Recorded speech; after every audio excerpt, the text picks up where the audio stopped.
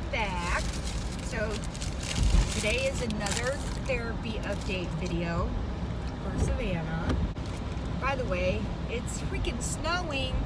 Today is April 20th and it's snowing. It's 420, guys. Happy 420. And we were wearing summer clothes like the other day. Mm-hmm. This is so dumb. Anyway.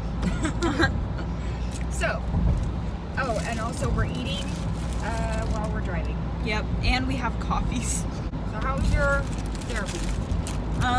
Okay. So first, I started by telling her about my crystals, my precious crystals.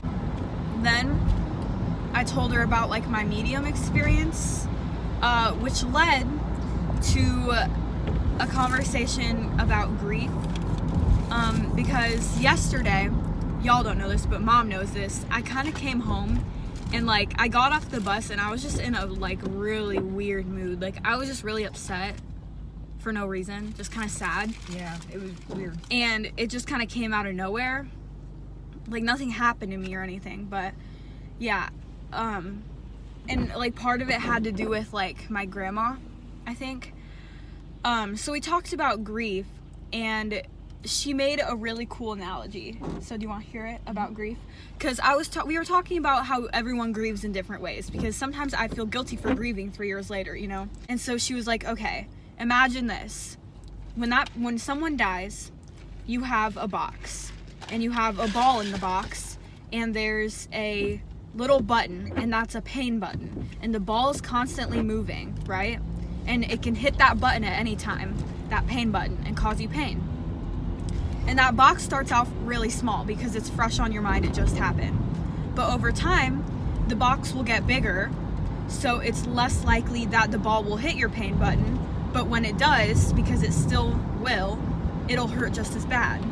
It's just less likely to happen because the box is bigger, because you've had time with it. That is a cool analogy. Yeah.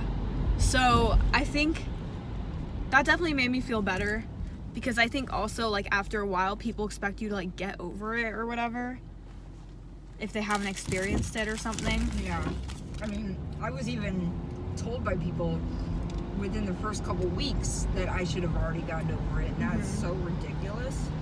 But I kind of feel like sometimes it gets harder, not easier, because the longer I'm away from my own mother, the more I miss her. Yeah. So It just bounced. what did? The van. Okay. Okay, so we talked about like grief and stuff because yeah, I missed my grandma or whatever, and I think talking in the medium, like at first it made me feel really like good about it and I felt a lot of closure, and then like I just started thinking about it again. And then we started talking about comparing, which is something we always talk about because I'm constantly comparing myself, and she says that she thinks she's really worried about that because it's causing me not to function, because literally I compare and I think about comparing myself to other people with lots of different things all day. It never stops. So we talked about comparing, and that got into a conversation about social media, because social media is causing me a lot of distress at the moment. Starting with TikTok, all the distress about people talking about, April 24th, if you haven't heard about that. Did you talk to her about that? A little bit, because that made me feel a little, it also made me think about my experience. On the bus? Yeah. I have a personal experience with that, not gonna get into it, but yeah. And then it made me compare my experience to other people's experiences. And it made me feel like less, like mine wasn't as bad, so you mine can't compare. I know, and that's what we were talking about. Like I was like, well, mine isn't as bad, so my pain shouldn't be as bad. I shouldn't be thinking about it still, It still happened to you, so you can't compare experiences. So then we talked about that and like other things on TikTok and just like Instagram, and how people post things like making their lives look perfect when really they aren't. And that's something I know that people are fake on the internet, and yet I still choose to compare myself to them knowing that it's fake. And that's where it's bad, because she was like, you're a logical person, you're self-aware, you're aware of your surroundings, you observe your surroundings, and you're intelligent. But I just need to start saying, like, just stop like comparing myself basically. And then it's also like Snapchat is another social media that's causing me stress because I'm talking to new guys on there, and that's causing me so much stress because I keep thinking they don't like me, they don't like me, they don't like me, they don't like me, you know, stuff like that. I ruined it, I messed it up, I'm dumb.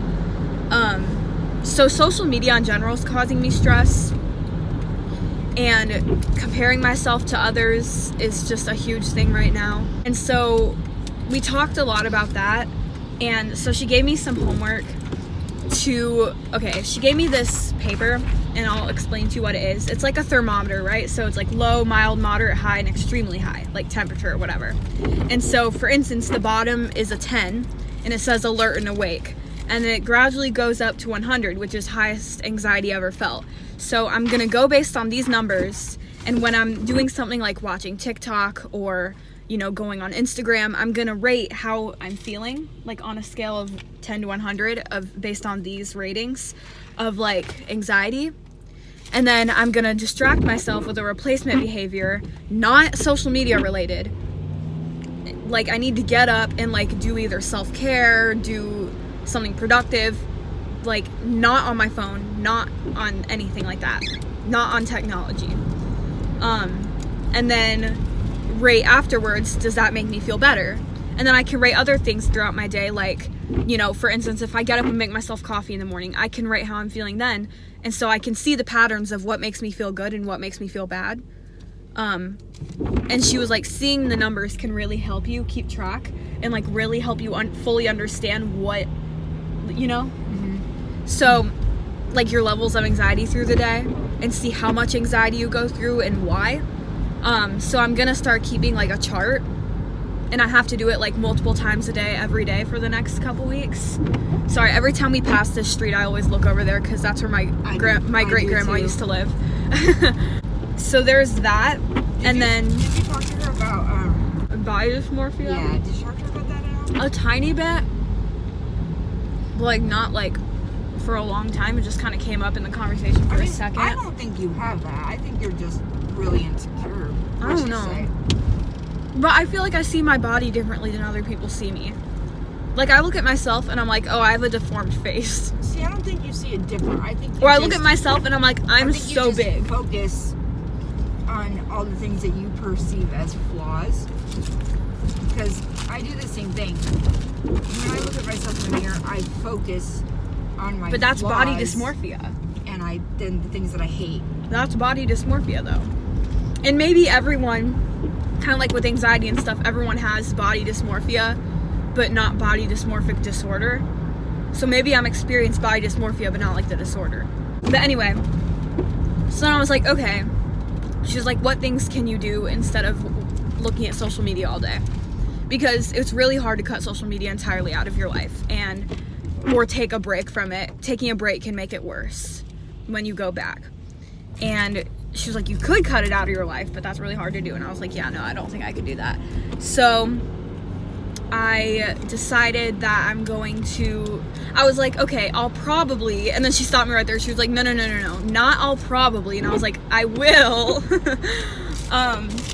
get up and do something productive, because usually for me, it's always like, I write to-do lists a lot, and there's always, could you be any louder? Sorry. There's always those couple things that stay on the list consistently. Like for instance, this is embarrassing, but my laundry, it's always just sitting in baskets in my room. I never put it away and fold it. But that's something that instead of saying I might do that later, I need to start saying I'm gonna do that right now, instead of saying I might do that later. Because it's always I'll do it later. It's always maybe I'll get to it if I have time. But I need to start saying, no.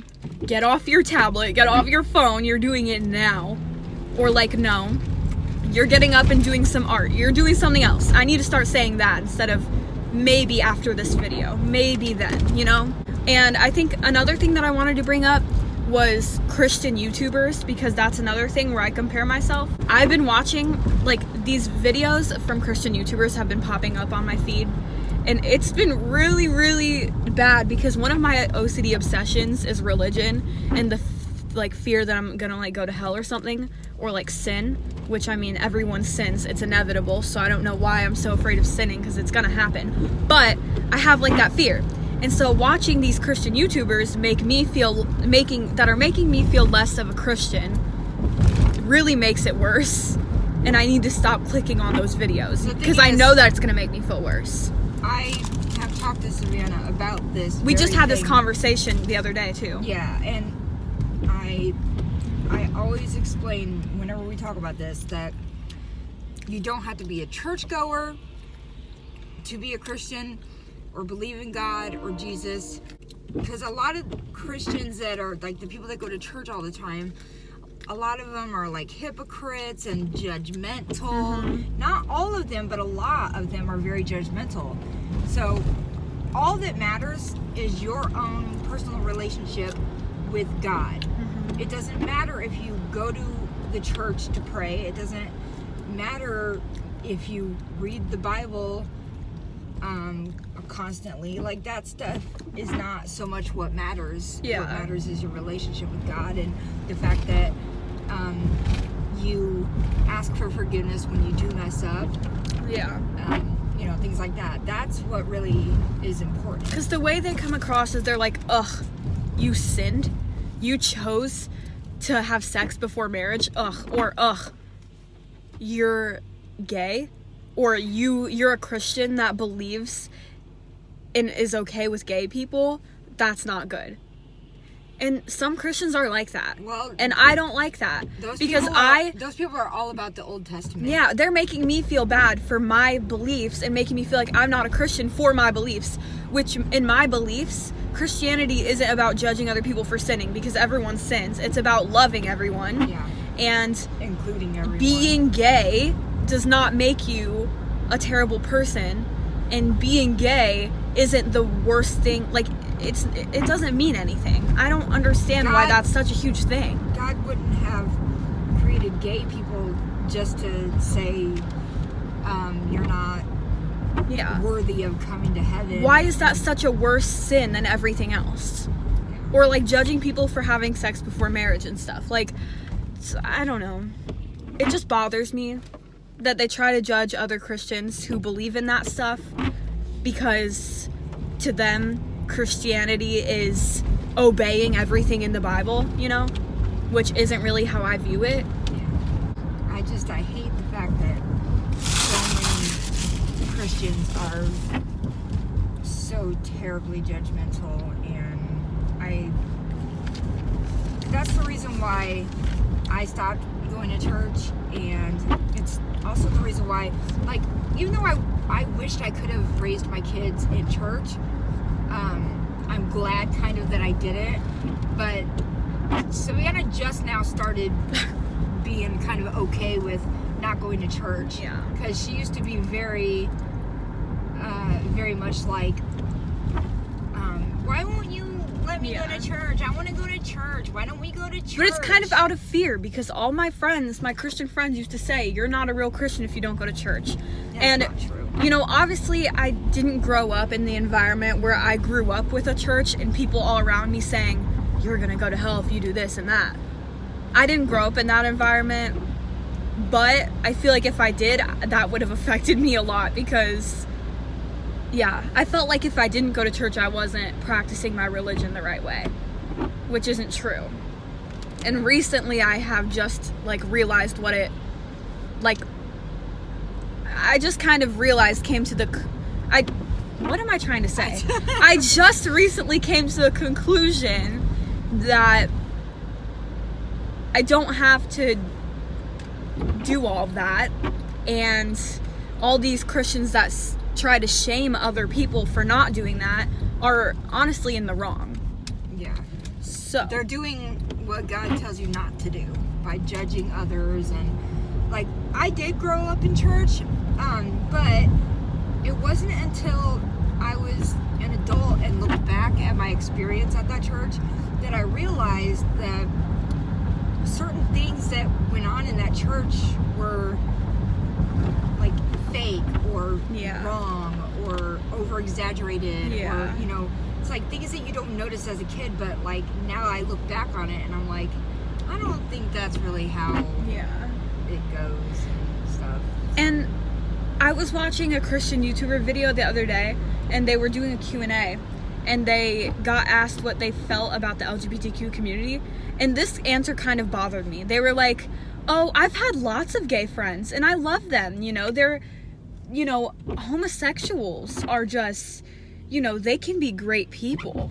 And I'm like, dude, they're just people. Just because they're gay doesn't mean they're, like, they have a bad personality, and, like, being friends with a gay person doesn't make you a better person. Like, I don't understand. Like, they're acting like it's like charity work. Like, oh, I'm friends with gay people, so, you know, and they're great people. Like, so being gay doesn't determine your personality. That's just, it's like, that's so stupid. It's the same thing as when someone is like, oh, you're racist, and you're like, no, one of my best friends is black. Yeah, like, what? And it bothered me so much. I was kind of offended because I was like, what? Oh yeah, I've had lots of, and they said the word homosexual. They were like, I've had lots of homosexual friends, and they're the funniest people I've ever met. So just because they're gay doesn't mean they're gonna be the funniest people ever. And just because they're gay wouldn't automatically mean that they're terrible people either. So why are you saying, like, well, yeah, they're amazing people? Yeah, that's not because they're gay. They can just be good people and be gay. We have a very, very large family, and I have gay and bisexual people in my family, Mm-hmm. and we also have blood-related black people in our family, Mm-hmm. or mixed, like 5 of them. So we don't look at anyone any different and judge Yeah. in that way. And we have lots of different, like, we have a couple different religions in our family too. Oh yeah, Lots of different things. My dad's family is Pentecostal, which is super strict. My mom's family was Catholic, but we grew up just in a regular Christian church. And we've had people with different mental illnesses and disabilities in our family. Mm-hmm. So I think because of that, I and, like, my other family members were probably more raised to be understanding of people because of that, because we have family members. Not only that, you know? but also regular disabilities. Like my mom was almost deaf. Yeah. And things like that. Hold up. I have to pee. All right, well, we need to let Savannah go into school now. But yeah, that's, I guess, all there is to her therapy update today. Anything else you want to add? Eat poop. Accept everyone for who they are, and don't judge them based on their sexual orientation, the color of their skin, their gender, their anything. Judge them based on how they treat you. How they act. Yeah. Person to person. Mm-hmm. Alrighty, well, go ahead and hit like and subscribe, leave a comment, and we will see you guys next time. Bye, poopies.